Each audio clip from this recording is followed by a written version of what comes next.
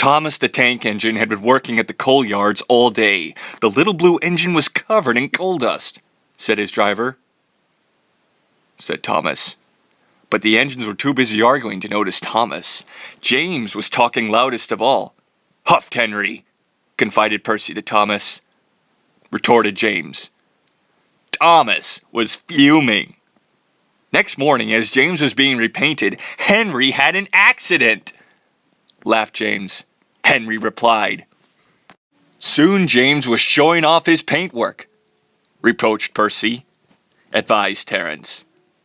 And he huffed away. But James was wrong, said Sir Topham Hatt. So James didn't. By the time he arrived at the yards, the weather had changed for the worse, said a freight car. James ignored them and set off. Soon they came to a hill, and his driver knew they were in for a difficult time. An old tree close to the track was being blown by the strong winds, and the rain had weakened the slope. All of a sudden, the tree moved! Cried James. But of course, the tree couldn't.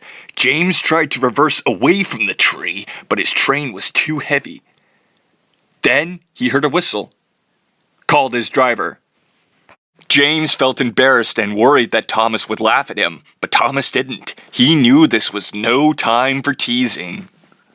Whistled Thomas, replied James. They were just in time. Later, James spoke to Thomas.